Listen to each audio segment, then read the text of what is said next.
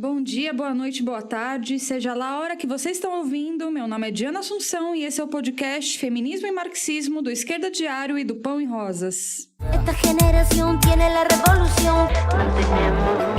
No tenemos miedo. E neste clima distópico da última semana, onde o Brasil e o mundo mais parecem a série Black Mirror com a pandemia do coronavírus, é preciso entender que não se trata de ficção, é capitalismo puro. A gente fez um programa extra dedicado às consequências do Covid-19 para a vida das mulheres, mas agora a gente vai concentrar no verdadeiro vírus por trás de cada pandemia, que é justamente o sistema capitalista, incapaz de enfrentar uma gripe dessas proporções, produzindo mais e mais mortos. Como já dizia Carolina Maria de Jesus no seu famoso Quarto de Despejo, até a água, que em vez de nos auxiliar nos contamina, nem o ar que respiramos não é puro, porque jogam lixo aqui na favela. Isso é capitalismo. E, portanto, não à toa que as verdadeiras heroínas neste momento não são os governos e suas medidas, e sim as trabalhadoras da saúde que enfrentam toda a precarização para garantir atendimento mesmo em péssimas condições.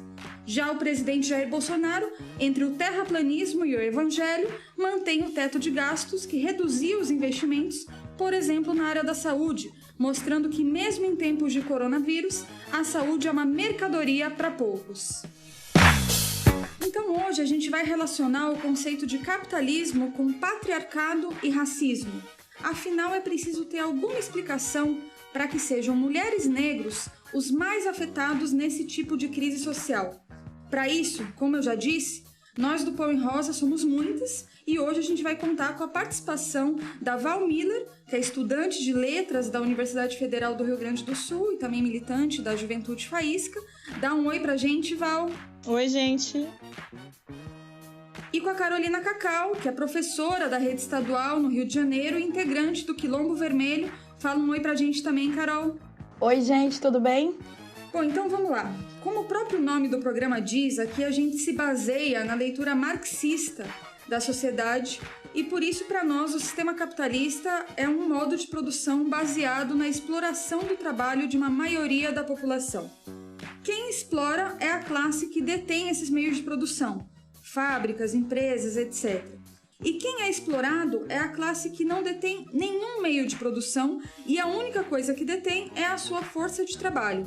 Então a classe trabalhadora, ela vende sua força de trabalho para fazer funcionar esses meios de produção e é nesse momento em que ocorre o que pode ser considerado como um roubo dos patrões sobre os trabalhadores, que é quando os patrões ficam com uma parte excedente, ou seja, uma parte a mais que o trabalhador produz, pagando dessa forma um salário menor e garantindo assim o seu lucro.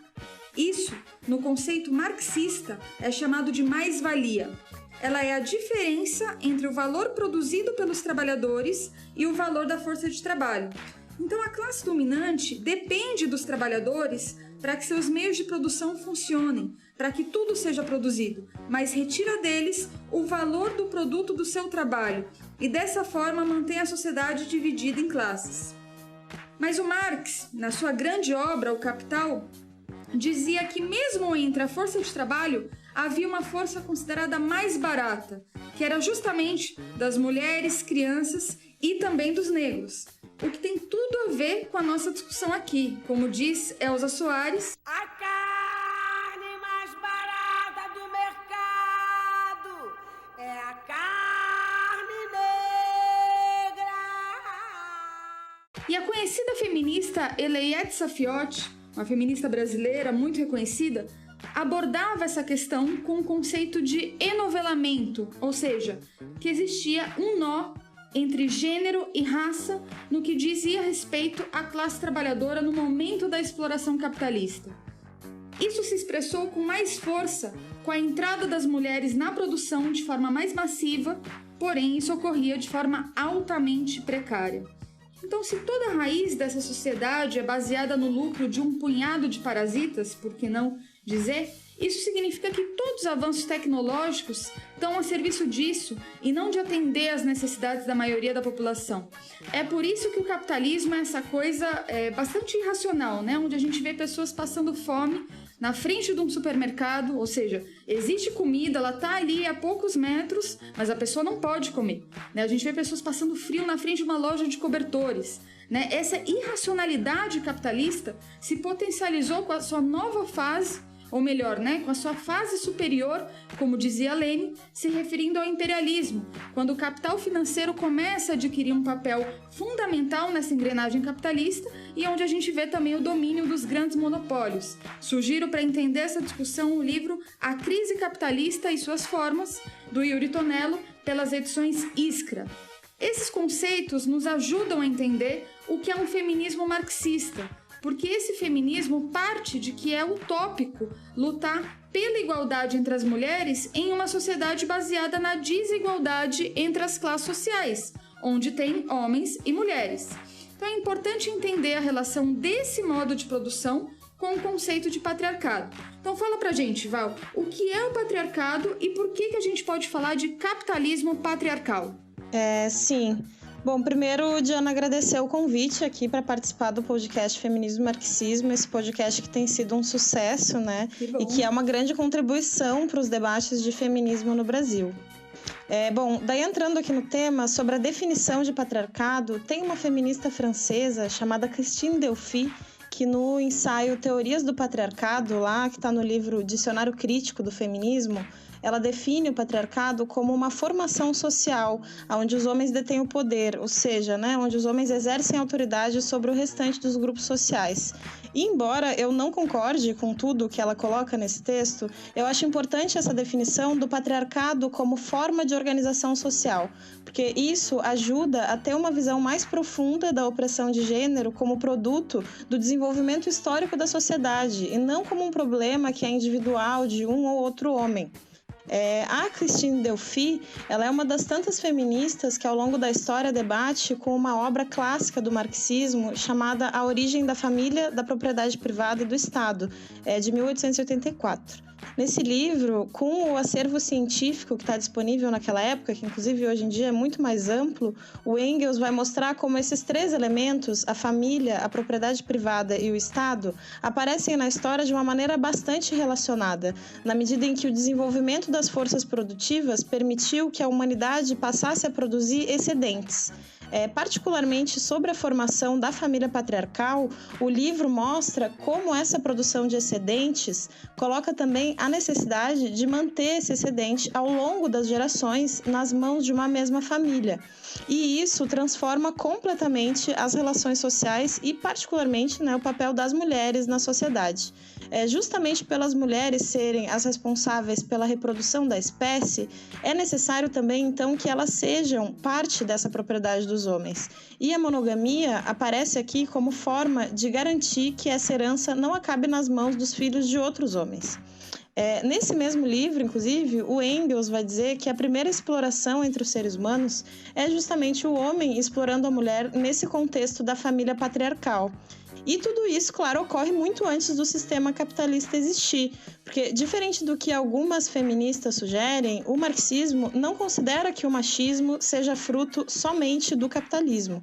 Nós, marxistas, sabemos que a opressão das mulheres é um fenômeno anterior, mas é importante notar que quando a burguesia ascende como classe dominante, embora promova uma enorme transformação nas relações sociais e de produção, não supera, tampouco extingue completamente essa forma de organização social patriarcal. Pelo contrário, a burguesia absorve estruturas dessa forma de organização social na medida em que essas estruturas servem para uma maior exploração da classe trabalhadora de conjunto e particularmente das mulheres. O trabalho doméstico, por exemplo, com toda a tecnologia disponível hoje em dia, poderia ser praticamente extinto, mas segue sendo cumprido majoritariamente pelas mulheres de uma forma gratuita e invisível, e é uma expressão bastante evidente disso, né? É por isso que nós dizemos que existe uma fusão, uma aliança entre a burguesia e o patriarcado, e o próprio Estado capitalista é também patriarcal, que evidencia como o machismo é de fato uma parte estrutural do sistema capitalista. Totalmente, Val, e eu acho que tem que ter inclusive um programa somente sobre esse tema do trabalho doméstico. É verdade. E no caso do racismo, a construção histórica é diferente e é importante abordar isso também. Cacau, explica pra gente. Oi, gente.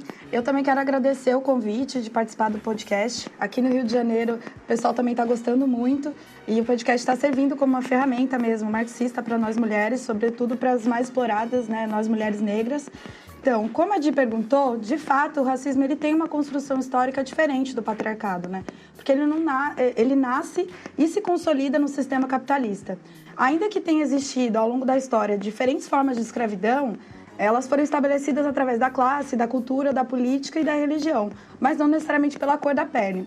A gente do Quilombo Vermelho lançou no final do ano passado, pelas edições Iskra, um livro que se chama Revolução e o Negro, que é uma ferramenta de resgate, né, da luta dos negros e negras para mostrar qual foi o papel do marxismo na reflexão da questão negra a nível internacional, dentro dos debates da Quarta Internacional, que era dirigida pelo Leon Trotsky, que é um grande dirigente da Revolução Russa. Nesse livro tem um importante texto que se chama Quando Surgiu o Preconceito contra o Negro, do George Breitman, no qual ele explica, né, como surgiu o racismo. E assim, o racismo ele é uma relação social, né, que se estrutura política e economicamente na sociedade. Então, portanto, ele tem uma materialidade e uma historicidade. Ele foi usado para justificar a escravidão de milhares de negros e negras num dos momentos mais brutais da história da humanidade. E hoje, no capitalismo, ele é uma ferramenta de exploração, de inferiorização, subjugação e extermínio dos negros. O comércio de negros e negras escravizados e a escravidão, eles cumpriram um papel decisivo na acumulação primitiva do capital. E eles marcaram a passagem do feudalismo para o capitalismo. O tráfico de negros do Atlântico para a América, ele gerou enormes fortunas que financiaram as principais indústrias do capitalismo, o que revolucionou a economia de todo mundo na época. As grandes fortunas que permitiram, inclusive a burguesia, lutar por liberdade contra o feudalismo, vieram desse crime bárbaro que foi a escravidão. E para sustentar o horror que inaugura o capitalismo, foi criada uma justificativa ideológica e teórica da inferioridade dos negros, o racismo, né, o preconceito racial, para justificar a escravização dos negros africanos. Partindo primeiro da religião, mas depois se estendeu para todos os âmbitos da vida, né, explorando as características biológicas e culturais, justificando que esse setor era supostamente, né, inferior e por isso poderia ser submetido a tamanha barbárie. A única forma de manter um negócio lucrativo nessa proporção era estabelecendo um preconceito pela cor da pele, ou seja, desumanizando um continente inteiro. Mas aí a gente pode se perguntar, então, né, por que a escravidão não acabou com a abolição? E é importante a gente entender que faz parte da burguesia, né, faz parte do DNA da burguesia essa história da escravidão. E que nenhuma classe exploradora descarta as armas que tem para manter seu domínio. Então a burguesia usou e aprofundou o racismo como forma de exploração e de divisão da classe explorada, a classe trabalhadora. Ela transformou o preconceito em lucro com a superexploração do nosso trabalho, que sempre foi o mais barato, com as piores condições de vida, né, submetendo os negros às piores condições de vida e subjugando e inferiorizando a nossa identidade e a nossa cultura. Por esse caráter histórico e estrutural, o racismo não pode ser pensado hoje por fora das relações de classe e de gênero. Porque, na realidade, eles têm uma combinação muito profunda, que é utilizada pela burguesia para explorar e para oprimir. E como fala o Malcolm X, que é um importante lutador, né, dos direitos dos negros, né, dos Estados Unidos, não existe capitalismo sem racismo. Sem dúvida, Cacau. Inclusive, o Marx também apontava fortemente que o trabalho de pele branca não pode se emancipar onde o trabalho de pele negra é marcado a ferro, o que é uma premissa fundamental para a nossa luta nos dias de hoje. Eu achei muito importante as colocações de vocês, isso é fundamental para entender por que a nossa luta precisa ser uma luta para destruir a raiz dessa sociedade de classes. E é interessante essa questão de ver que, ao mesmo tempo, a relação do capitalismo com o patriarcado e com o racismo não é exatamente a mesma. Se o patriarcado é algo milenar que veio de antes deste modo de produção, o racismo tal qual conhecemos hoje é produto das relações sociais capitalistas, como a Cacau explicou muito bem. Ambos, de qualquer maneira, só podem ser destruídos em base à destruição do próprio capitalismo, como uma condição necessária para a existência de uma sociedade sem opressão. E como a gente está no meio dessa insanidade capitalista, que é a epidemia do coronavírus, também é fundamental entender que o capitalismo está produzindo suas próprias crises, sempre produzindo suas próprias crises, destruindo de maneira voraz o meio ambiente, tratando a saúde sempre como mais uma mercadoria e não como um direito da população que deveria não somente ser 100% estatal, mas controlado pelos trabalhadores da saúde. Com certeza. E o mais louco da gente ver dessa situação é que se a nossa luta terminar sendo somente pelos nossos direitos mais imediatos, eles podem ser retirados quando chegarem essas crises, que não fomos nós que criamos, mas que são justificativas para retirar nossos direitos e a gente terminar pagando essa crise.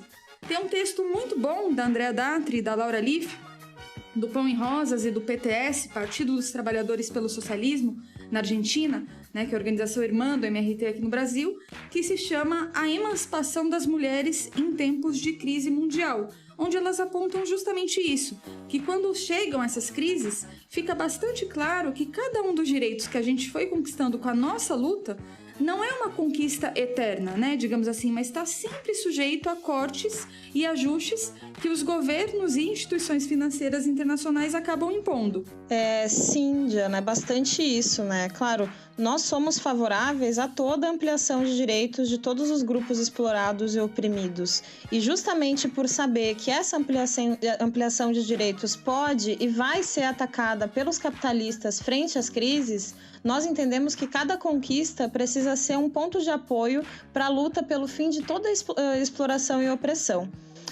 Além disso, é fato também que toda essa crise brutal do capitalismo faz ruir qualquer utopia reformista de que a igualdade de gênero, a igualdade racial ou outro tipo de igualdade possam ser alcançadas com uma lenta e progressiva conquista de direitos, né? O Trotsky e os bolcheviques colocavam há cerca de 100 anos atrás também o problema de que mesmo a igualdade perante a lei não significa igualdade perante a vida. No livro Mulher, Estado e Revolução, da Wendy Goldman, ela retrata de maneira brilhante essa preocupação dos bolcheviques no contexto da Revolução Russa e do Estado Operário, que foi um momento, inclusive, em que as mulheres conquistaram direitos que até hoje nós não temos em muitos países capitalistas, né? E isso que eles refletiam é uma grande contradição que me parece que hoje está bastante no centro da insatisfação expressa por esse grande movimento de mulheres que se ergue internacionalmente pós-crise capitalista de 2008. Sim, pode crer. Em muitas democracias capitalistas existe uma relativa igualdade perante a lei, mas persiste uma brutal desigualdade perante a vida. Inclusive as próprias pautas que as mulheres vêm levantando nos últimos anos são absolutamente elementares e expressam essa desigualdade perante a vida, mostrando também a incapacidade do sistema capitalista de resolver profundamente esse problema das mulheres, justamente pelo fato do machismo ser uma questão estrutural, assim como também o racismo, né? A gente pode pensar ali a questão do nenhum a menos, com os feminicídios, e também a questão da legalização do aborto, colocada com muito peso pela Maré Verde na Argentina, né, que aqui no Brasil a Damares faz uma campanha permanente contra.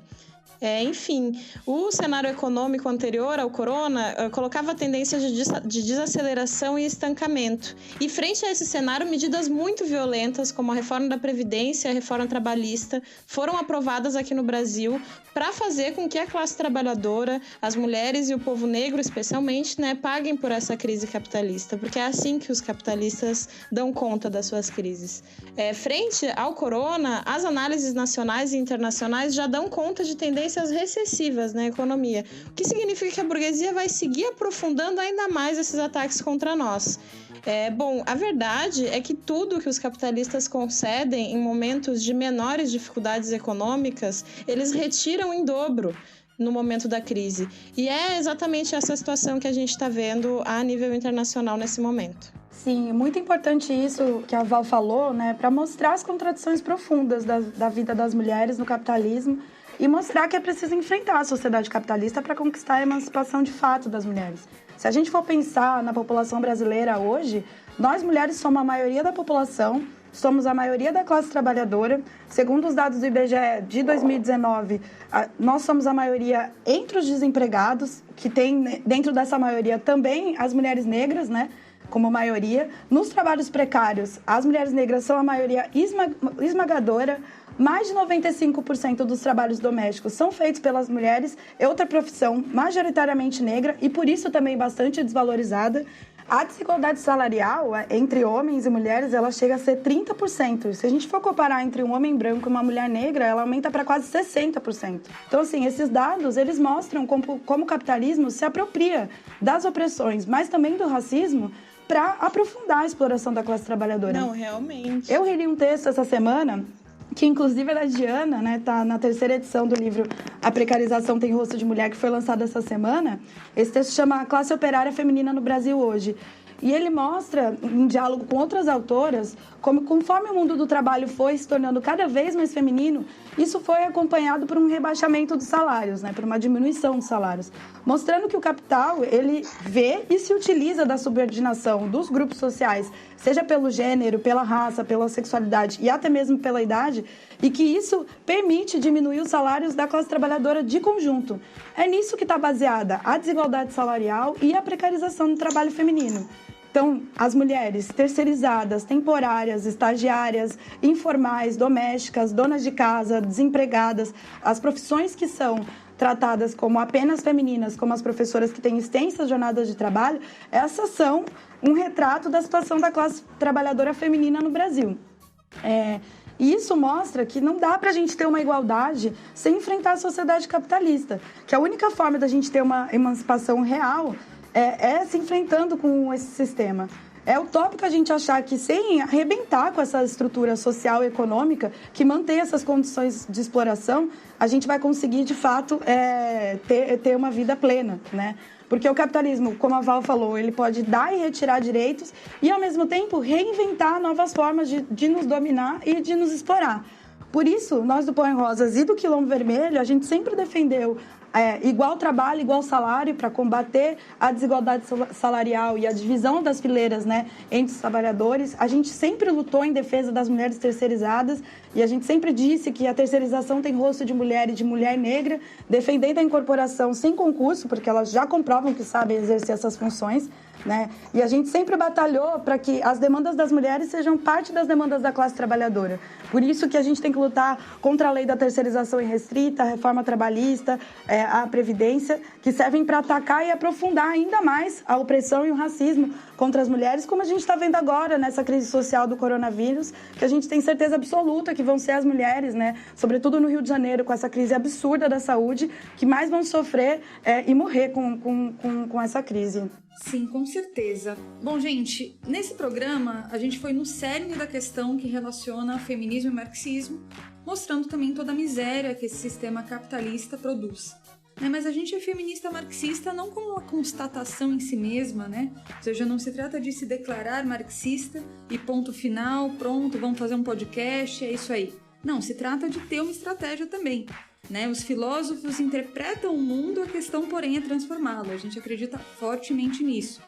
Por isso, a gente é um grupo de mulheres militantes que atuam nos locais de trabalho e estudo para lutar por cada um dos nossos direitos mais elementares. Imaginem que agora a gente está junto com as metroviárias, professoras, operárias, bancárias, exigindo álcool gel, para enfrentar essa situação que está colocada, além de todas as medidas que a gente está defendendo.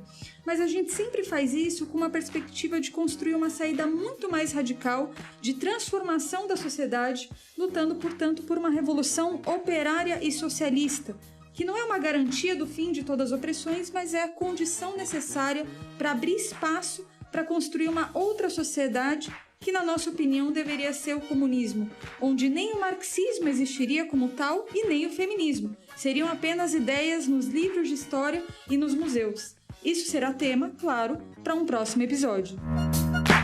O programa de hoje está chegando ao fim, então queria agradecer. Valeu, Val! Valeu, gente! Até mais, Cacau! Tchau, gente! Lembrando que, como dizia Marx, a história da sociedade até os nossos dias é a história da luta de classes.